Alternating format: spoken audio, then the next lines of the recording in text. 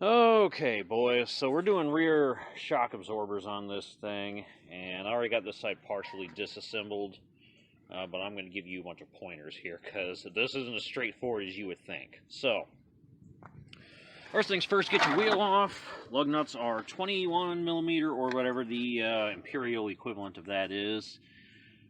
And the top, very top of the shock here, not the nut, but the shock itself, that little pokey thing that sticks out of it, I'll show you when I get it off, but that's a 1/4 of an inch, or in the case of this, because it's way the hell back in there, a adjustable wrench, big enough to slip over it at 1/4 of an inch. The big nut, the nut on top is 9/16. Boom. You might want to get a very long 9/16. All my long ones are metric, unfortunately. There's no metric equivalent. That'll work. 15's simply too big. And the bottom, you're going to want to get a 3/4 of an inch wrench. This guy. You're going to hold that nut in place while this is protruding through this side of the axle here. And then you will use your, I use a 17 millimeter on the impact, that guy right there, to get that nut off. So, after you get your wheel off, we'll jack it up first or whatever, get your wheel off. And then you're going to put a jack to support the axle. So get your other jack under there, make sure the axle's supported. Hold that nut with your 3/4 of an inch, and then get your impact driver, go behind here, zip that off, 17 mil. And then for here, you get this big ass crescent wrench here. And that way you can hold the shock in place while you attempt to loosen it with your 9/16. So do that, and then after you bust it loose, you'll be able to thread it all the way out, and then the shock's going to drop out, and we'll be able to put the new one in. Okay, and this is that part of the top I was talking about. See, it's flat on this side, 180 degrees from it, flat on that side. You'll either need 1/4 of an inch if you got an extremely long one. If not, you have to get your adjustable wrench here and just kind of slide it over this to hold it in place while you break this 9/16 nut that's here loose. And so just so we know how this goes back on, this and this bushing, so it goes bushing top part on the top, and then the bottom will be where it slides up and mates to the frame. There is going to be another round dealio with that bushing there. So let's get the new one on. Okay, and as we can see, we lost daylight, but we do have the new one in, and this is how I had to rig this thing. So you want to take your giant adjustable wrench, get it on the top, groove perfectly. Then I got these long dealios kind of wedged up in here, so that stays still, so I don't have to hold it with one hand. And then you have to get in there with your, oh by the way, her AutoZone switched up the sizes, so a 16 millimeter is now going to operate and turn this new nut, which I did glob with anti-seize on those threads. And then you're going to take the long and painful process of turning it like a 1/4 of a turn or an 1/8 of a turn, flipping the thing around, flipping it an 1/8 of a turn, flipping it around, 1/4, flip it around 1/8, and it's going to be a very long and painful process, I'm afraid. But when you get that far, you'll be golden. And as for the bottom, this design is slightly different than the Motorcraft one. We now have a nut on this side, which is going to hold this long shaft in place. And that is a 19 millimeter. And then the big one that's going to thread in on the other side with this washer, that is a 3/4 of an inch. So we're going to impact that one on, and then this shock will be done. So I rate this a very difficult and tedious job, as it just takes forever. My back is killing me. So get settled in and start. You can get them both done in one day on the back if you decide to start very early in the day. I already did the spark plug the same day I did the spark plug, so we only got one of these done. The other one's going to take a whole nother day. So if you get there early enough, you can probably bust them both out in a day. If not, plan on taking a weekend, 2 days in a row that are of decent weather, and then get yourself one side done, and then do the other side the next day. So, alright, putting her back together. It's going to be it for this video, I think. I'm just going to button this thing up and be done with it. We'll catch a... Well, it's going to be done with this. The next is going to be a different day for you guys, and then we're going to do the front. So now you know how to do the back. The fronts, I anticipate, are going to be significantly easier. So we'll see you for a day or so, or longer for me, and a few seconds for you. Okay, boys, and here we are on the right rear, trying to get the shock out of here. And this is an even bigger pain in the ass, believe it or not. You have even less room. So you got these fucking fuel lines and shit coming off, so there's no room to even get anything to hold that top in place to keep the shock from turning. So here's what we've come back with. This time we have a ratcheting wrench. 15 millimeter will suffice, although it should be 9/16, but that'll do. I also do have a 9/16 long this time, so we're good to go. Harbor Freight special, had to make a run for that.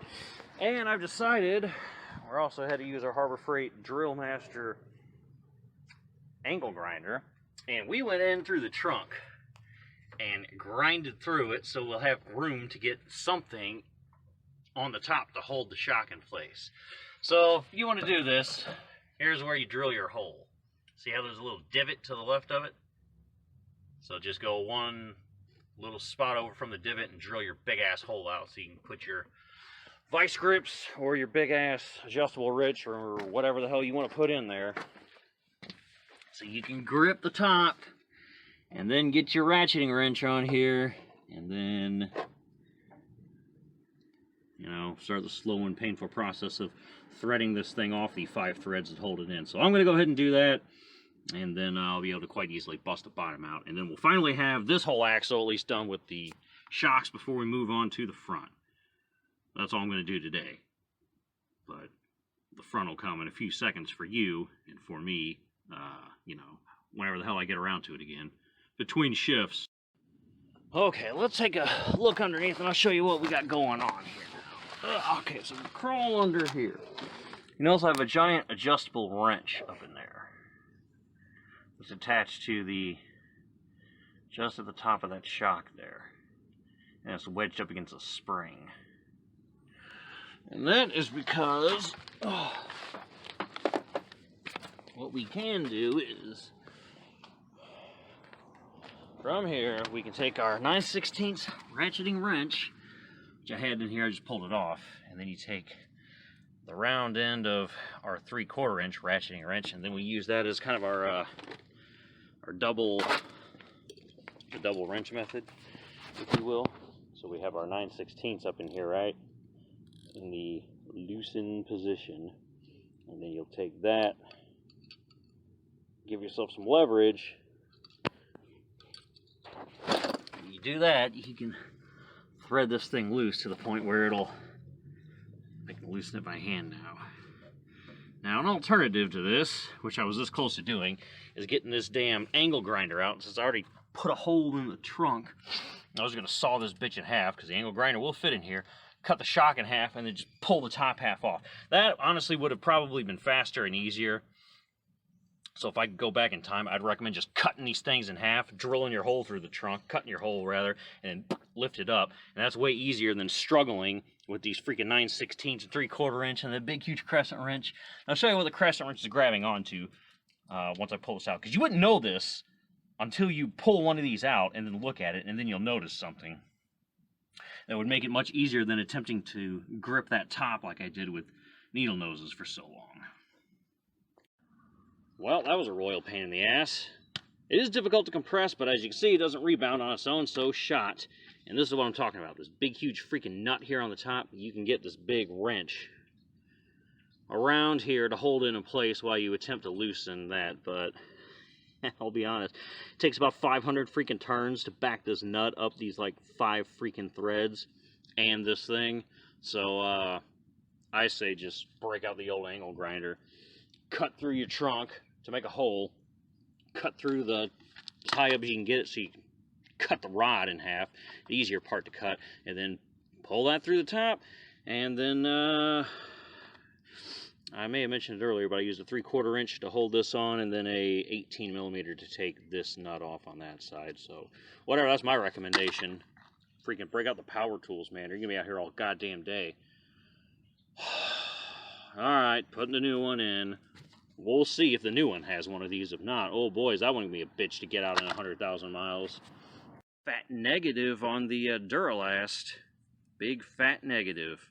So, yeah, that'll be power tools cutting this one off in 100,000 miles guaranteed, because it's the only way it's coming off. Alright. So we want to cut this and then compress this thing a few times. So hold upside down, compress, expand, compress, expand, compress, expand 3 times. And then we'll get this thing back on, and then I can actually drive this thing if I wanted to. Okay, boys, so we finally got the new one in. Yeah.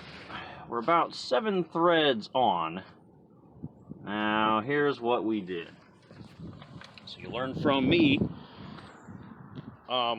Disclaimer, alright, so what I'm gonna suggest is you get another Motorcraft one with that big, huge, massive nut on the very top of the shock.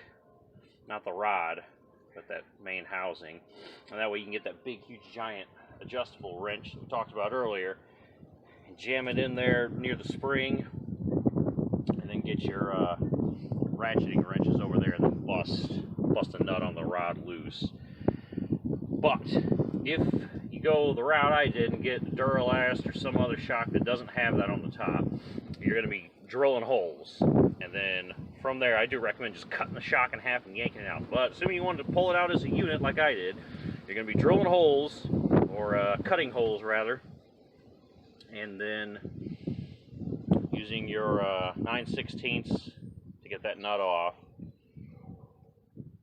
And then when you go to put the new one on, if you have a 16 millimeter ratcheting wrench, use that. But I recommend only ones that are thin like this. Don't use this kind of big dude that has like a 2-in-1, like one side's 17, the side's 16. It's too tall. So look how much thicker that one is than this. And it'll be way too tall. You won't be able to get anything on the top to kind of pinch and hold it on. So I use the vice grips. First you put your also 5/8 will work when tightening it on. I don't have a skinny 16 ratcheting wrench, but I do have a 5/8. So you slide that on, and go in here with your big vice grips, clamp the top, and then you can just rotate, and then you'll get it done much quicker on the install. Now I'm about 7 threads down on this side. There's your blows.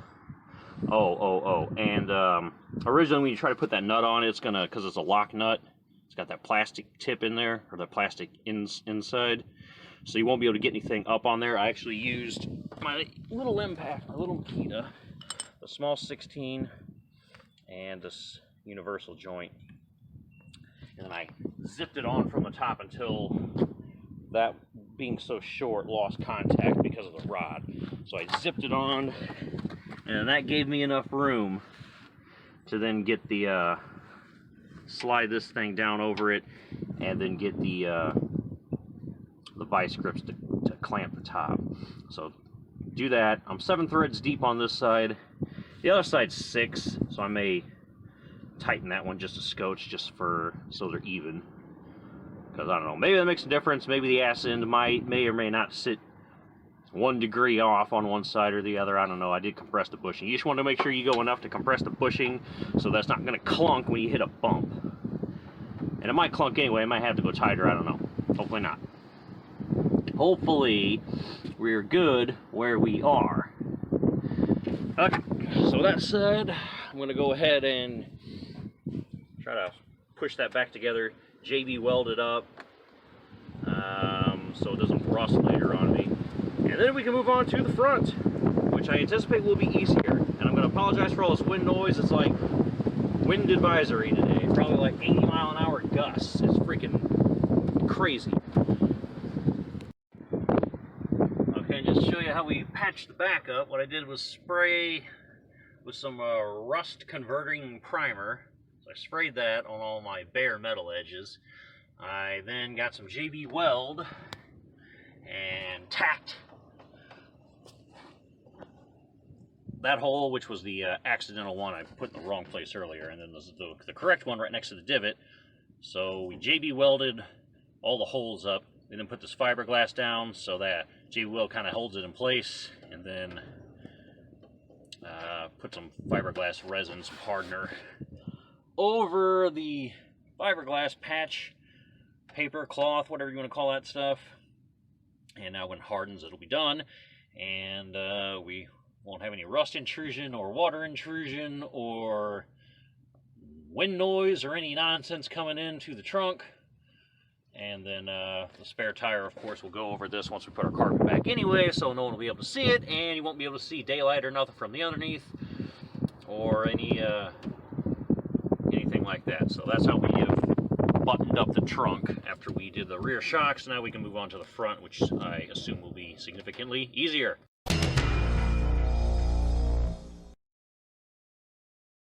Alright, and that's after one coat of paint.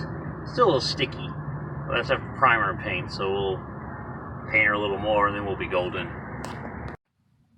And this is our final product with several coats of white now. Still not the prettiest, but it is at least white. So there we go. That'll do for now. The words of a once wise farmer, that'll do, pig, that'll do. So alrighty, finished with the rear shock absorbers. Thanks for watching, guys. Catch you in the next video, and we will do the front shock absorbers in a separate video. Peace.